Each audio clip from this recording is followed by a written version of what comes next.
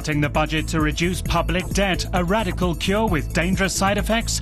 In the interview, Petra Merkel, chair of the German Parliament's Budgetary Committee. Frau Merkel, Germany has arranged billions of euros in loan guarantees for beleaguered EU states. But the Bundestag has insisted that it must approve any actual payment of funds. As chairperson of the Budget Committee, how important was it to enforce this right for Parliament?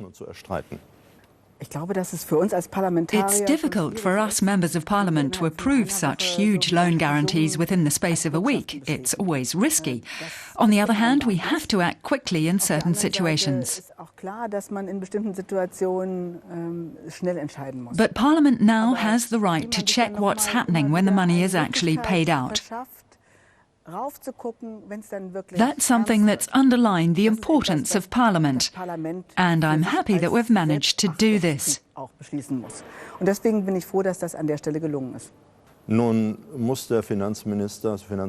Finance Minister Wolfgang Schäuble has to save 10 billion euros a year.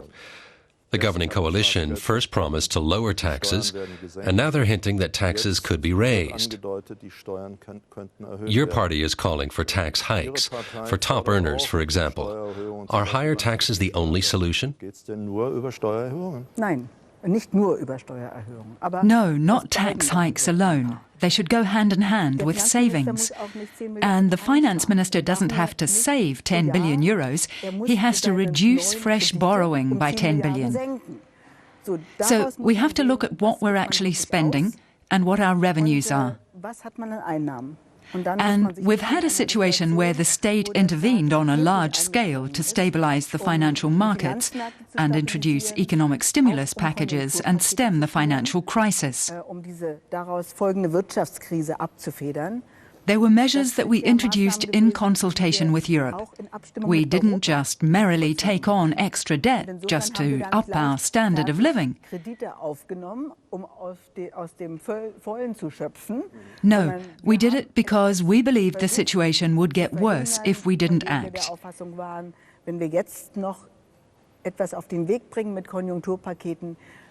But having done that, we must now look at ways of getting something back from those who profited from the measures. You've said we must save intelligently. There are a lot of state subsidies in our country. Can they be reduced? And if so, which ones? I don't want to preempt the work of the ministers at their meeting on Sunday, and that will be to look at what can be saved where. I think it would be wrong to declare any no-go areas. Everything, all the state's expenditure and subsidies should be examined. But we need to see how we can do that while restoring the socially just system which we've lost control of at the moment due to the amount of taxpayers' money we've had to use. If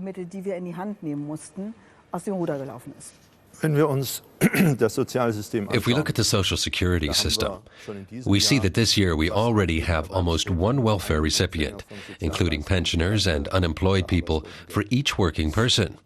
Couldn't our need to economize be an opportunity to say, hold on, we can't go on like this. Who's going to pay for it all? Yes, that's why we need to introduce a minimum wage, for example. That would be a solution for people on low incomes that have to be topped up with state subsidies to enable them to survive and bring them up to the basic level as stipulated by the benefits regulations.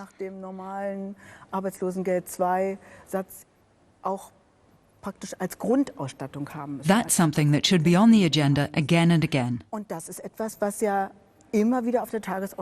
How can we place a lower limit on income so that people in full-time work can live off what they earn? These people would then make fewer claims on the welfare subsidy system.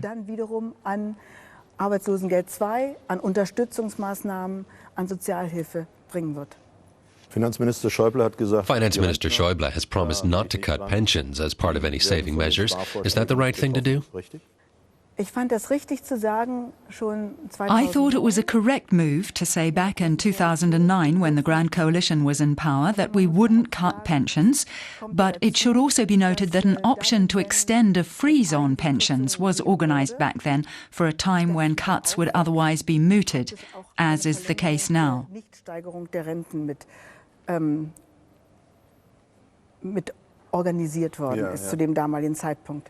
I think this is the right way to go, because I know a lot of people who are living off a very small pension, and I'm sure poverty and old age will increase when I see how little some people are earning, especially those who haven't been in employment all their lives.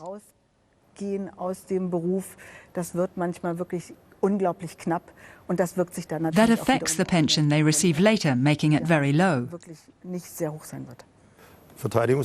Defense Minister Karl Theodor zu Guttenberg has been playing the big saver recently. He wants to abolish compulsory military service and reduce the armed forces by 100,000 troops. Is security policy now dictated by budget cuts? I can't imagine so. I think the Defense Minister has highlighted a few areas to show what's possible and as a show of goodwill. But when it comes down to it, it'll be up to the Cabinet and popular opinion to decide. And the public reacted quickly. What I do agree with is that we should re-examine some of the large-scale military purchases that are planned. We've done that often in the past, and it'll be a major focus in the future too. With enough consensus, we can put some projects on ice and make savings there. That was also one of his suggestions, and I think it's relatively realistic. We've talked at length about making savings, but it's not just Germany, but the whole of the EU that needs to save. Some economists, including the EU Budget Commissioner Janusz Lewandowski, are warning that too strict budgetary measures could nip the economic recovery in the bud. Do you think that's a danger? We're not out of the crisis yet. Lots of experts agree with that. That's why we have to be careful not to choke the upturn before it's taken off. You're right, and the experts are also right. So we need to think hard about what cuts we make, whether jobs could be lost, whether important scientific development like regenerative energy might be stunted, whether we should continue or cut programs like the one to renovate buildings to reduce their carbon footprints, an excellent program that's in great demand. The government will have to find answers to all these questions and face the reaction of the public to those decisions. If I may ask you a personal question, as a budget expert, do you have the impression that politicians are still in control of budgetary matters, or can they do nothing more than just respond to emergency situations? Well, you know, I'm from Berlin. I was in the regional parliament here in the period after the fall of the wall. Berlin had to deal with huge changes in its budget. West Berlin was no longer subsidized by West Germany. 300,000 jobs were lost almost overnight. And we had to try to get our budget in order. But we also had to try to stimulate economic development in the city. Now the whole country is in a similar situation, and the consequences will be enormous. And that means we must make the necessary investments and make cuts elsewhere in return. The government must propose a way of performing this balancing act, and Parliament must debate it and make its proposals. And I'm sure both the government and the opposition will take this responsibility seriously. Frau Merkel, thank you very much. Danke auch.